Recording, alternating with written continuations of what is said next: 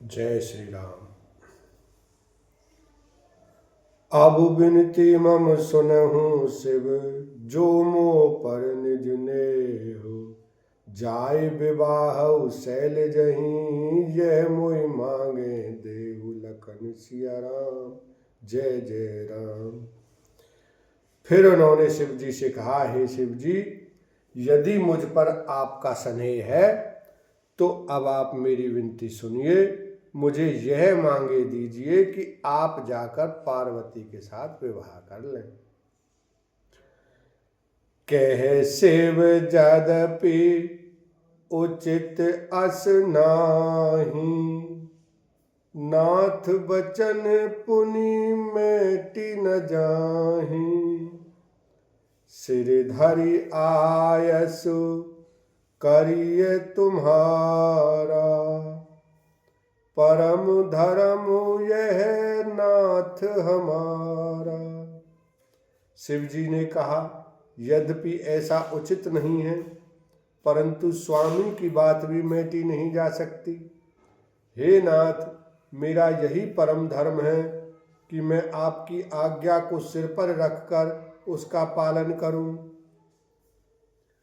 मात पिता गुरु प्रभु के बानी, बिनहि विचार करिए शुभ जानी।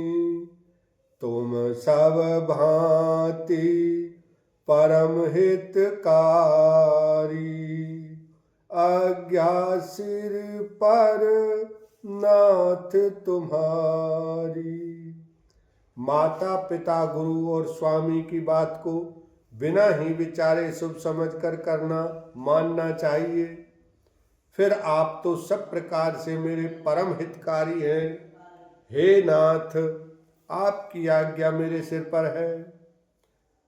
प्रभु तो सेउ सुन शंकर बचना, भक्ति विवेक धर्म जुत रचना। कह प्रभु हर तुम्हार पन रहेऊ, अब उर राखेऊ जो हम कहेऊ। शिव जी की भक्ति ज्ञान और धर्म से युक्त वचन रचना सुनकर प्रभु श्री रामचंद्र जी संतुष्ट हो गए। प्रभु ने कहा, हे हर, आपकी प्रतिज्ञा पूरी हो गई। अब हमने जो कहा है उसे हृदय में रखना। अंतर्धान भयस भासी, शंकर सोई मूरति उर राखी। तबहि सप्त ऋषि शिव पहि आए, बोले प्रभु अति बचन सुहाए। इस प्रकार कहकर श्री रामचंद्र जी अंतर्धान हो गए। शिव जी ने उनकी वह मूर्ति अपने हृदय में रख ली। उसी समय सप्तऋषि शिव जी के पास आए। प्रभु महादेव जी ने उनसे अत्यंत सुहावने वचन कहे। पार्वती पहि जाय तुम प्रेम परीक्षा लेऊ, गिरि प्रेरि पट एव भवन दूर करेउ संदेह। लखन सिया राम, जय जय राम। आप लोग पार्वती के पास जाकर उनके प्रेम की परीक्षा लीजिए और हिमाचल को कहकर उन्हें पार्वती को लेवा लाने के लिए भेजिए तथा पार्वती को घर भिजवाइए और उनके संदेह को दूर कीजिए। ऋषिन गौरी देखी तह कैसी, मूरतिमंत तपस्या जैसी। बोले मुनि सुन शैल कुमारी, करहु कवन कारण तप भारी। ऋषियों ने वहां जाकर पार्वती को कैसी देखा मानो मूर्तिमान तपस्या ही हो। मुनि बोले, हे शैल कुमारी सुनो, तुम किस लिए इतना कठोर तप कर रही हो। केहिया वैराधौ का तुम चेहु, हम सन सत्य मरम किन केहु। कहत बचन मनु अति सकुचाई, हसी हूँ सुनि हमारी जड़ताई। तुम किसकी आराधना करती हो और क्या चाहती हो? हमसे अपना सच्चा भेद क्यों नहीं कहती? पार्वती ने कहा, बात कहते मन बहुत सकुचाता है। आप लोग मेरी मूर्खता सुनकर हंसेंगे। मन हठ परान सुनई सिखावा, चहत बारी पर बीती उठावा।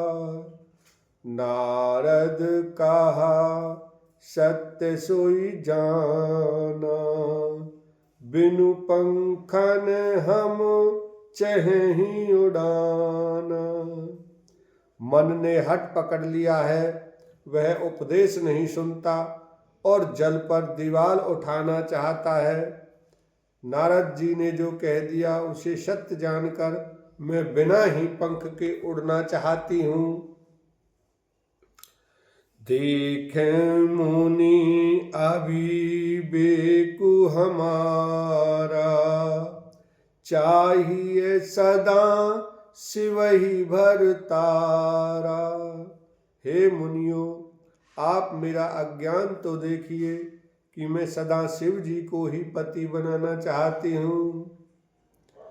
सुनत वचन बियचेर से गिरि संभव तब देह, नारद कर उपदेश सुनी कहु बसेउ किस गेह। लखन सिया राम जय जय राम। पार्वती जी की बात सुनते ही ऋषि लोग हंस पड़े और बोले, तुम्हारा शरीर पर्वत से ही तो उत्पन्न हुआ है। भला कहो तो नारद का उपदेश सुनकर आज तक किसका घर बसा है। दक्ष सुतन उपदेशन जाई, तिन फिरी भवन न देखा आई। चित्रकेतु कर घर उन घाला, कनक कशिपु कर पुनि असहाला। उन्होंने जाकर दक्ष के पुत्रों को उपदेश दिया था, जिससे उन्होंने फिर लौटकर घर का मुंह भी नहीं देखा। चित्रकेतु के घर को नारद ने ही चौपट किया, फिर यही हाल हिरण्यकश्यप का हुआ। नारद सिख जे सुनहि नर नारी, अवसि होहि तज भवन भिखारी। मन कपटी तन सज्जन चीना, आप सरस सब ही चहकीना। जो स्त्री पुरुष नारद की सीख सुनते हैं वे घर बार छोड़कर अवश्य ही बेकारी हो जाते हैं। उनका मन तो कपटी है, शरीर पर सज्जनों के चिन्ह हैं, वे सभी को अपने समान बनाना चाहते हैं। तेहि के बचन मान विश्वासा, तुम चाहु पति सहज उदासा।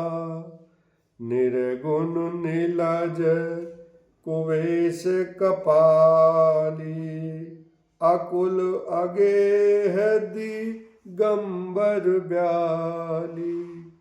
उनके वचनों पर विश्वास मानकर तुम ऐसा पति चाहती हो जो स्वभाव से ही उदासीन, गुणहीन, निर्लज्ज, बुरे वेश वाला, नर कपालों की माला पहनने वाला, कुलहीन, बिना घर बार का, नंगा और शरीर पर सांपों को लपेटे रखने वाला है। बोलो शंकर महादेव की जय, माता पार्वती की जय, रामचंद्र भगवान की जय।